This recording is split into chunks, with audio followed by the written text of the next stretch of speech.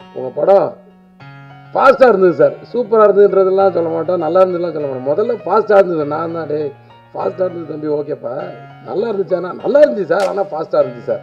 25-30 shorts ஒரு நாள் can பண்ணாலே வந்து அது பெரிய விஷயம்ன்ட்டு பொதுவாக நினைப்பாங்க. நாங்கள் வந்து ஒரு 90 ஷாட் கிட்டத்தட்ட 90 ஷார்ட்ஸ் அது ஒரு நாளைக்கு எடுத்துருவோம்.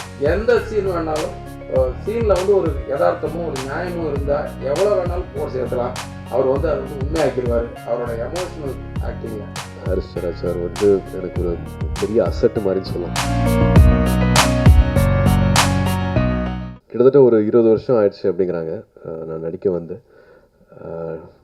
கிட்டத்தட்ட ஒரு 35 படங்களில் எல்லா படத்தை பேரையும் என்னால் சொல்லிட்டு இருக்க முடியாது, இல்லை மற்றவங்களும் ஞாபகம் வச்சுட்டு இருக்க மாட்டாங்க. பட் என்ன அடையாளமாக வச்சுட்டு இருக்கிறதுக்கு வந்து ஒரு 4-5 படங்கள் அடிக்கடி எல்லாருமே சொல்லிட்டு இருப்பாங்க. அதில் சிங்கம் அப்படிங்கிற அந்த ஒரு பிராண்ட், அந்த ஃப்ரான்ச்சைஸ் வந்து ரொம்ப முக்கியமான ஒரு அழுத்தமான ஒரு இடத்த வந்து எல்லா இடத்துலையுமே பிடிச்சிருக்கு. நேருக்கு நேர் பண்ணும்போது நீ இதெல்லாம் நடக்கும்னு நினச்சி பார்த்தியா அப்படின்ட்டு வீட்டில் இருக்கிற குடும்பத்தினர் அத்தனை பேரும் வந்து நான் இப்பவும் ஞாபகப்படுத்திக்கிட்டே இருக்காங்க. நேருக்கு நேர் ஒரு படம் ஆரம்பிக்கும் போது இந்த மாதிரியான படங்கள்லாம் வரும், வரிசையாக வரும்.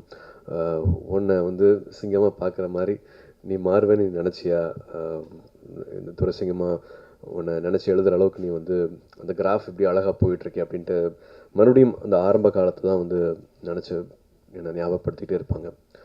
அந்த வரிசையில் எனக்கு ரொம்ப ரொம்ப முக்கியமான ஒரு ட்ராவல், எப்படி வந்து இப்போது ஹரி சார் சொன்னாரோ, எல்லா படத்துக்கும் வந்து ஒரு எதிர்பார்ப்பு இருக்கும். முக்கியமான படங்கள் வரும்போது எல்லாமே வந்து பொதுமக்கள்கிட்ட இருந்து ஒரு எதிர்பார்ப்பு இருக்கும், எல்லா நண்பர்கள்ட்ட எதிர்பார்ப்பு இருக்கும். பட் வணிக ரீதியாகவும் இவங்க 2 பேரும் சேர்ந்தாங்கன்னா எல்லாத்துக்கும், ஜென்ரல் ஆடியன்ஸ் எல்லாத்துக்குமே சேர்ந்து ஒரு விஷயம் வச்சுருப்பாங்க, ஒரு முக்கியமான ஃபில்மாக இருக்கும் அப்படின்ட்டு. அது எப்படின்னு தெரில, எப்படி அதை கண்டுபிடிக்கிறாங்கன்னு தெரில. முதல் படத்தில் இருந்தே அந்த அந்த சர்க்கிள்லேயும் ஒரு என்ன சொல்கிறது, ஒரு தியேட்டர்ஸ், எக்ஸிபிட்டர்ஸ், டிஸ்ட்ரிபியூட்டர்ஸ், அந்த சர்க்கிள்லேயும் ரொம்ப நம்பி 2 பேரும் சேர்ந்து ஒரு படம் பண்ணுறோன்னா எல்லாருக்குமே பிடிக்கிற ஒரு ஃபில்மாக இருக்கும் அப்படிங்கிறத அவங்க மறுபடியும் வந்து நிரூபிச்சிட்ருக்காங்க. எங்கள் மேலே அவ்வளோ நம்பிக்கை வச்சுருக்கிறது சக்தி அவர்கள் சொல்லும் போது தான் எனக்கும் மறுபடியும் அது ஞாபகம் வருது. ஸோ ரொம்ப அழகான ஒரு ட்ராவல், ஒரு 5 படம் பண்ணியிருக்கோம். ஹரி சார் சொல்கிற மாதிரி வந்து மோர் தென் ஒரு ஆக்டர் டைரக்டர் ரிலேஷன்ஷிப் தாண்டி ஒரு அழகான ஒரு ட்ராவல் வந்து எங்களுக்கு அமைஞ்சிருக்கு. அது கூட நான் ஒரு பிளஸ்ஸிங்காக தான் பார்க்குறேன், ஒரு ஆசீர்வாதமாக பார்க்குறேன். இது அடிக்கடி அமையிற விஷயம் கிடையாது. இந்த சிங்கம் படம் இப்படி அமைஞ்சிருக்கு, 3 அமைஞ்சிருக்கு அப்படின்னா இங்கே மேடையில் இருக்கிற ஒருத்தர் மாறினாலும் இந்த அழகு சேர்ந்துருக்குமா படத்துக்கு அப்படின்னு என்னால் சொல்ல முடியல. ஒரு கிட்டத்தட்ட ஒரு 120 நாள் ஷூட்டிங்கு, அதுக்கு முன்னாடி ஒரு 1.5 வருஷம் கிட்டே வந்து ஹரி சார் அதுக்கான வேலைகளில் இறங்கி அவரோட அசிஸ்டன்ட் டைரக்டர்ஸ் அத்தனை பேரும் வந்து வேலையில் இறங்கி அதுக்காக என்னென்ன விஷயங்கள் சேர்த்துருக்காங்க அப்படிங்கிறது வந்து எனக்கு தெரியும். அது சாதாரணமாக எடுத்துக்கல. ஒரு 1 ஹிட் ஆகிடுச்சு, 2 நல்லா போயிடுச்சு, 3 அப்படியே ஒன்று பண்ணிடலாம் அப்படிங்கிறது இல்லை. அவர்கிட்ட எனக்கு நான் பயப்படுறதும் நான் இன்னும் பிரமித்து பார்க்குறதுமே வந்து அந்த சின்சியாரிட்டி தான். இவ்வளோ வருஷங்கள் ஆனாலும் அது 1% கூட வந்து பார்த்துக்கலாம் அப்படிங்கிறது இல்லாமல் அது இன்னும் மெருகேறிட்டே தான் போயிட்டுருக்குது. அந்த பயமும் அந்த சின்சாரிட்டியும் வந்து கூடிக்கிட்டே தான் போயிட்டுருக்கு.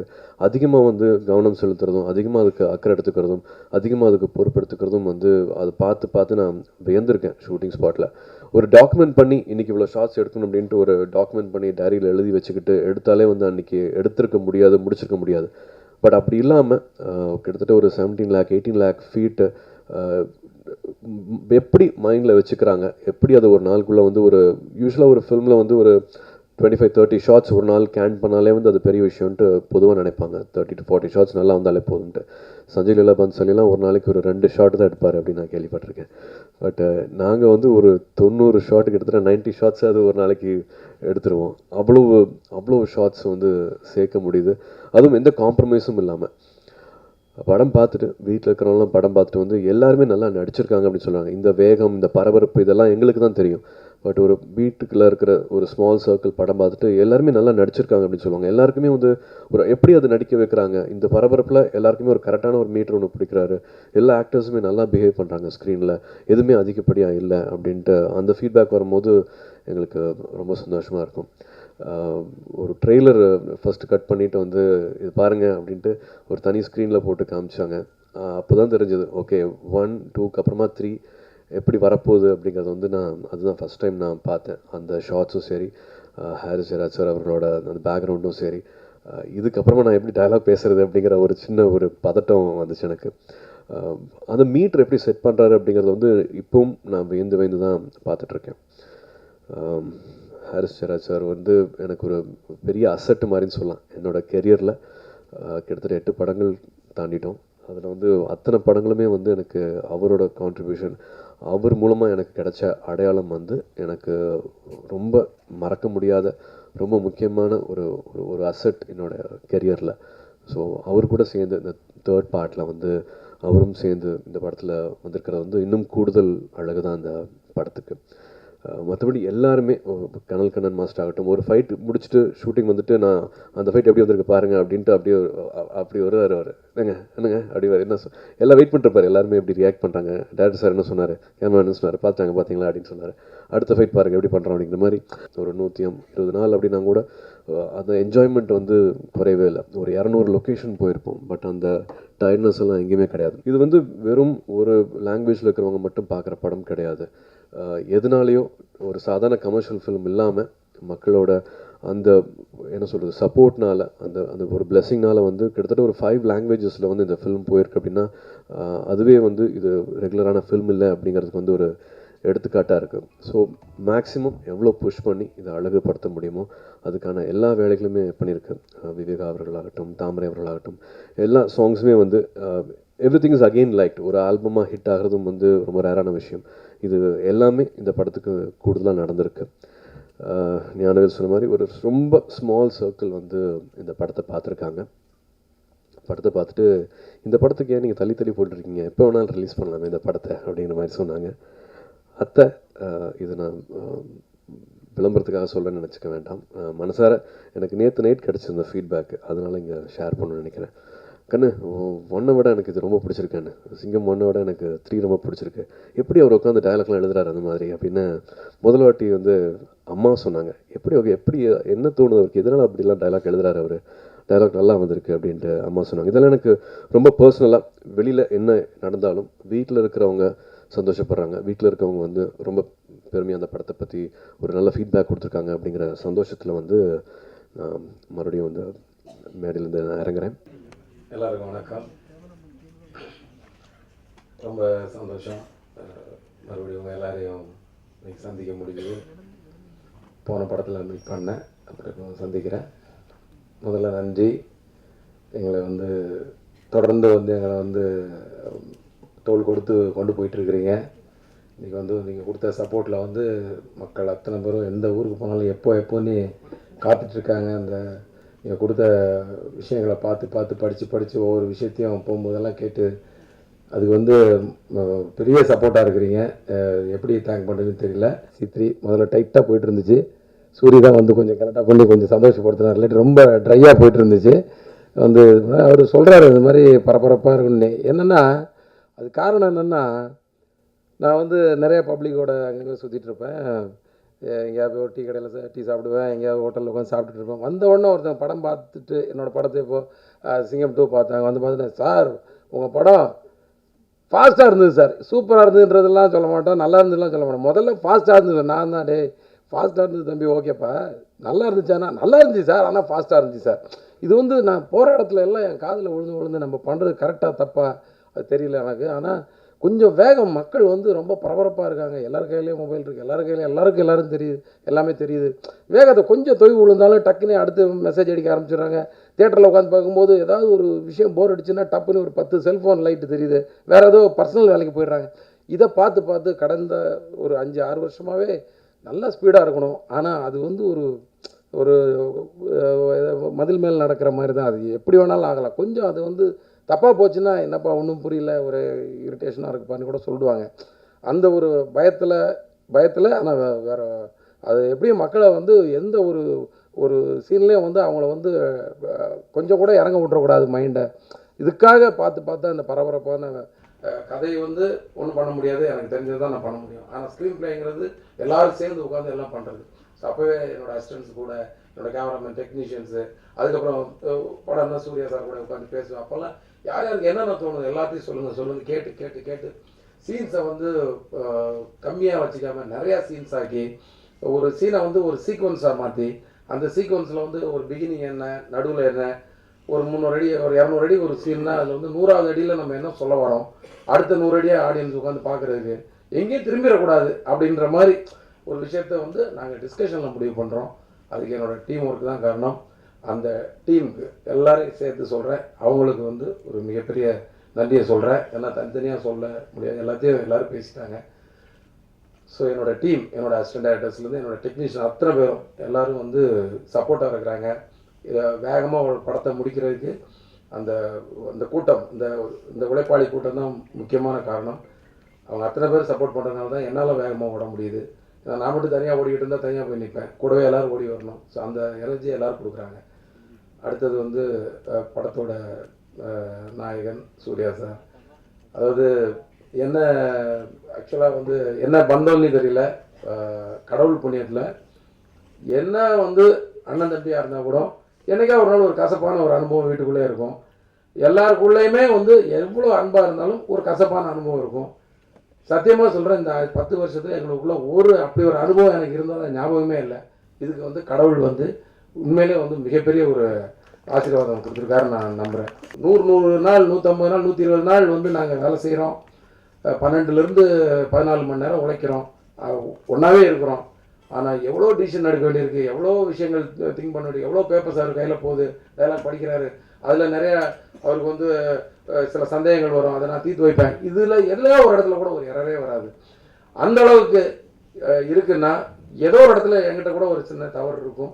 அது கூட இல்லை, அது சரியாக தான் இருக்கும். ஏதோ ஒரு இடத்துல அவருக்குள்ளே அந்த 10% 5% காம்ப்ரமைஸ் பண்ணிக்கிட்டு எனக்கு ஒரு ரெஸ்பெக்ட் கொடுத்து, எனக்கு ஒரு சப்போர்ட் கொடுத்து, எப்போவுமே வந்து ஒரு படம் ஒரு ப்ராஜெக்ட்லேயும் போயாச்சுன்னா என்னை வந்து ரொம்ப ஸ்பெஷலாக பார்க்குறதா நான் உணர்வேன்.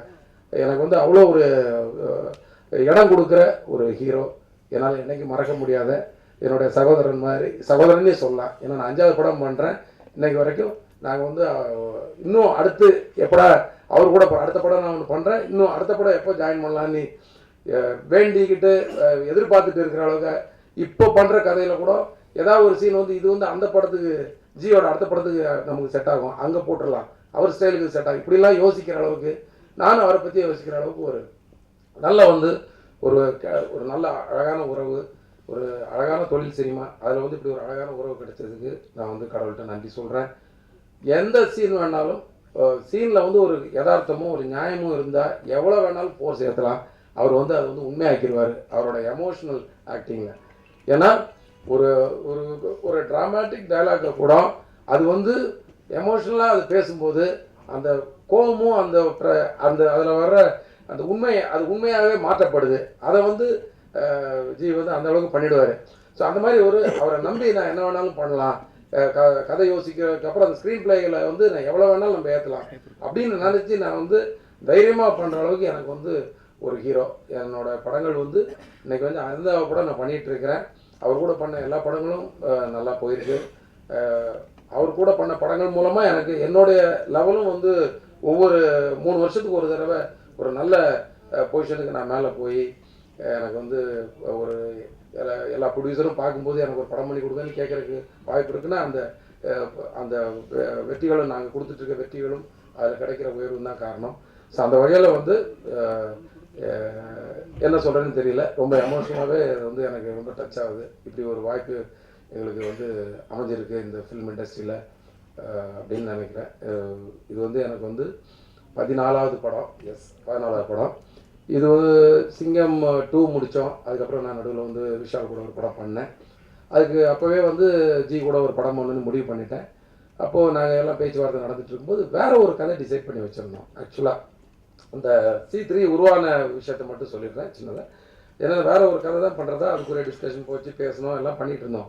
ஆனால் வெளியில் உள்ள மக்கள் ரசிகர்கள் அத்தனை பேரும் வந்து பார்க்குறவங்கலாம் சார் அடுத்து தேர்ட் பார்ட்டு தானே கேட்டு கேட்டு கேட்டு எனக்கு கொஞ்சம் கன்ஃபியூஷன். ஐயோ இது வந்து இவங்க ரொம்ப எதிர்பார்ப்பில் இருக்காங்களே. ஒரு முக்கியமான நண்பர் ஒருத்தர் கேட்டார், எப்போதுமே ஒரு 3ங்கிறது ஒரு நம்பருங்க, அதை ரவுண்ட் பண்ணிவிடுங்க, நீங்கள் 2 பண்ணிட்டீங்க, 3வது ஒன்று பண்ணிவிடுங்க. அப்போ தான் என்ன இப்படி சொல்கிறாங்களே போது போலீஸ்காக நம்மகிட்ட நிறையா இருந்துச்சு, குட்டி குட்டியாக சின்ன சின்ன அவுட்லைன். அதில் எது செட் ஆகுதுன்னு அப்படியே வச்சு அசிஸ்டன்ட் கூட உட்காந்து பேசும்போது ஒரு நல்ல ஒரு மெட்டீரியல் ஒன்று இருந்துச்சு. அதை கொஞ்சம் ஒரு 2 நாள் உட்காந்து டெவலப் பண்ணிட்டு ஜிகிட்ட போய் சொன்னேன், இது மாதிரி கேட்குறாங்க, நான் ஒன்று சொல்கிறேன் உங்களுக்கு எப்படி இருப்பாருன்னா, அவர் கேட்ட உடனே போயிடலாம் நல்லா இருக்குன்னாரு. அன்னைக்கு கொடுத்த அந்த ஆர்வம் நானும் செக் பண்ணிக்கிட்டே இருப்பேன். நான் எப்போதுமே வந்து ஒரு பர்சனல் செக்கிங் ஒன்று நடக்கும். ஈவினிங் வரைக்கும் டிஸ்கஷன் நைட் வரைக்கும் இருந்தாலும் அப்புறம் ஒரு 10 நிமிஷம் எங்கேயாவது நம்ம தப்பாக போகிறோமான்னு பார்த்தா இந்த C3 வந்து ஸ்கிரிப்ட் மேக்கிங்லேயே வந்து எங்கேயுமே வந்து டவுன் ஆன மாதிரி தெரில. நான் ஜீட்டை கூட பார்க்கும்போது அப்பப்போ சொல்ல தைரியமாக போயிட்டுருக்கேன். ஏன்னா எங்கேயுமே எல்லாத்துலேயுமே இத்தனைக்கும் S2 ஐ மீன் சிங்கம் 2லலாம் ஒரு டென்ஷன் வரும். ஏன்னா ஃபஸ்ட் டைம் வந்து ஒரு சீக்வல் பண்ணும்போது இதில் வந்து வரல, இழுத்துட்டே போச்சு கதை. அது அப்படியே ஸ்க்ரீன் பிளே நல்லா டெவலப் ஆச்சு, சீக்வன்ஸ் எல்லாம் நல்லா அமைஞ்சுது, டைலாக் எழுதும்போது டைலாக்ஸ் நிறையா வந்துச்சு. ஏன்னா இதில் ஒரு நல்ல ஒரு சோஷியல் கன்சர்ன் இருக்குது. அது வந்து ஒரு சின்ன ஒரு மெசேஜ் வந்து நாங்கள் வாண்டடாக எப்போதுமே என்னோடய படத்தில் நாங்கள் சொல்கிறது கிடையாது.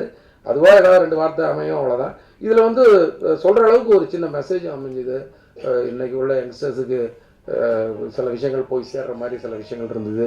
ஸோ அதெல்லாம் அமையும் போது இது வந்து ரொம்பவே நல்லா எங்களை ஸ்கிரிப்ட் நல்லா எழுதிட்டு போச்சு. அந்த தைரியத்தில் தான் உள்ளே வந்தோம். அப்படியே வரும்போது எங்களுக்கு வந்து ப்ரொடியூசர் ஞானவேல் ராஜா, ஸ்டுடியோ கிரீன். அதாவது நான் எப்போவுமே நண்பர்கள்ட்ட சொல்லுவேன், எனக்கு அவார்டெலாம் கொடுக்க மாட்டாங்க, அந்த மாதிரி படமும் நான் எடுக்கிறது இல்லை. எனக்கு கிடைக்கிற அவார்டுன்னு நினச்சிக்கிறது ஒரு ப்ரொடியூசர் 2வது படம் கொடுத்தாருன்னா அது ஒரு அவார்டு அப்படின்னு சொல்லுவேன். இப்போ எனக்கு 3வது படம் கொடுத்துருக்காரு. ஸோ எனக்கு வந்து டபுள் அவார்டு மாதிரி தான். ஏன்னா 3வது படம் எடுக்கிற அளவுக்கு இன்றைக்கி வந்து ஒரு டேரக்டர் கூட எடுக்கிற அளவுக்கு இன்றைக்கி வந்து சூழலே இருக்கா என்னன்னு தெரியல. அதை வந்து அகைன் நாங்கள் பண்ணிகிட்ருக்கோம். இந்த படம் வந்து மிக பிரம்மாண்டமாக வந்திருக்குன்னு சொன்னாங்க எல்லோரும். அதுக்கு காரணம் இவர் தான். நானே நிறைய டார்ச்சர் பண்ணிப்பேன்னு நினைக்கிறேன் ஏதாவது பேசி. ஆனால் எங்கேயுமே விட்டு கொடுக்கல, நானும் அவரும் எதுவும் விட்டு கொடுக்கல. இதை வந்து குறைச்சி பண்ணுங்கள், இதை வந்து சரியாக பண்ணுங்கள் அப்படி சொல்கிறாலே கிடையாது. அவர் எவ்வளோ படங்கள் பெரிய பெரிய படங்கள் பண்ணிட்டு இருக்காரு. இந்த படத்தில் வந்து ஏகப்பட்ட மெட்டீரியல்ஸ் உள்ளே போட்டிருக்கோம். ஏன்னா இந்த படத்தோட ரொம்ப எதிர்பார்ப்பு இருக்கும். மக்கள் வந்து ரொம்பவே எதிர்பார்த்து வருவாங்க. அதுக்கு வந்து விஷுவல் வந்து பெருசாக இருக்கணுன்றக்காக நிறைய செலவு பண்ணியிருக்கோம். அதை வந்து பிளான் பண்ணி பண்ணியிருக்கோம். எதுவுமே வந்து வேஸ்ட்டாக பண்ணல. அவருடைய பர்மிஷனோட தான் ஒன்று பண்ணியிருக்கோம் அப்படின்னு தான் நினைக்கிறேன். எதுவுமே நாங்கள் உங்களுக்கு மீறி பண்ணல. ஏன்னா அவரோட பர்மிஷனோட இது நமக்கு வேணுமா வேண்டாமா டிசைட் பண்ணி தான் பண்ணியிருக்கோம். ஆனால் உண்மையிலே பிரமிப்பு. அவரோட படங்களே இது பெருசாக இருக்கும். என்னோடய படத்தோட வரிசையிலையும் இது ஒரு பிரம்மாண்ட படமாக வந்திருக்கு. ஏற்கனவே நான் டெக்னீஷியனை பற்றி பேசிட்டேன். இது இல்லாமல் வந்து 40 ஆர்டிஸ்ட்டு அத்தனை பேரும் இது வந்து ஹெல்ப் பண்ணியிருக்காங்கன்னு தான் சொல்லணும். சூரி தனியாக சொல்கிறதுக்கு ஒன்றுமே இல்லை, நிறையா டைம் ஆகுது. பட் அத்தனை பேரும் கலக்கியிருக்காரு. அது ஒரே வார்த்தையில் சொல்லியிருந்தா நல்லா. ரோபோ சங்கர் எல்லோரும் நல்லா பண்ணியிருக்காங்க. சிங்கம் 1, 2ல் நடித்த நடிகர்கள் அத்தனை பேர் இருக்கிறாங்க. சில கேரக்டர்ஸை தவிர, வில்லன் கேரக்டர்ஸ் தவிர. இது இல்லாமல் இதில் வந்து ஒரு 15 பேர் எக்ஸ்ட்ரா ஆட் ஆகிருக்காங்க. எல்லாத்துக்கும் மேலே இந்த படத்தோட ஸ்பெஷல் என்னென்னா 3rd பார்ட்டு வித் அந்த கண்டினியூஸ் ஸ்டோரின்னு சொல்லலாம். அதாவது முதல் 5 மணி நேரத்தை பார்த்தீங்க, இப்போ அந்த 5 மணிக்கு அப்புறத்துலேருந்து 7.5 மணி நேரம் ஸ்டோரியை பார்க்குறீங்க. இது வந்து ஒரு புது அனுபவமாக நிச்சயமாக மக்களுக்கு இருக்கும். அந்த ரிலேஷன்ஷிப், அந்த கதையோட ஒவ்வொரு கேரக்டர்ஸும் வந்து எப்படி மெர்ஜாகிறத வந்து ஒரு நல்ல முறையில் நாங்கள் பண்ணியிருக்கோம். தமிழில் ஃபஸ்ட் டைம் நினைக்கிறேன் ஒரு 3rd பார்ட் வந்து கண்டினியூஸாக ஸ்டோரி கண்டினியூட்டியோடு வர்றதுக்கு அந்த கதையும் வந்து அதுக்கேற்றபடி அமைஞ்சுது. அதில் வந்து ஸ்க்ரீன் ப்ளே பண்ணும்போது கரெக்டாக வந்து உட்காந்துச்சு. அது வந்து ஒரு பெரிய அனுபவமாக இருக்கும்னு நினைக்கிறேன். புது அனுபவமாக இருக்கும் மக்களுக்கு ஒரு 3rd பார்ட்டு இந்த கனெக்டடாக பார்க்குற மாதிரி ஸ்டோரி அப்படின்ற மாதிரி. இது வந்து ஒரு பெரிய சப்போர்ட்டில் போகிற விஷயம். ஸோ 1, 2 நல்லபடியாக போயிருக்கு. இந்த 3க்கு வந்து எல்லோரும் சப்போர்ட் பண்ணணும். இந்த படம் ரிலீஸ் ஆக போகுது 9th அன்னைக்கு. உங்களுடைய சப்போர்ட், மக்களுடைய சப்போர்ட் இருந்தால் மறுபடியும் இந்த படம் வந்து வெற்றி அடைஞ்சதுன்னா தமிழில் இப்போ 2nd பார்ட் நிறையா போயிட்டுருக்கு. அந்த 2nd பார்ட்டில் வெற்றி அடைகிற எல்லோரும் வந்து 3rd பார்ட்டுக்கு வரணும்னு நினைப்பாங்க. ஸோ அது ஃபஸ்ட்டு ஆளாக நாங்கள் போயிட்டுருக்கோம். இதுக்கு வந்து உங்கள் எல்லாரோட சப்போர்ட் வேணும்னு வேண்டி கேட்டுக்கிறேன். எல்லாருக்கும் நன்றி. தேங்க்யூ.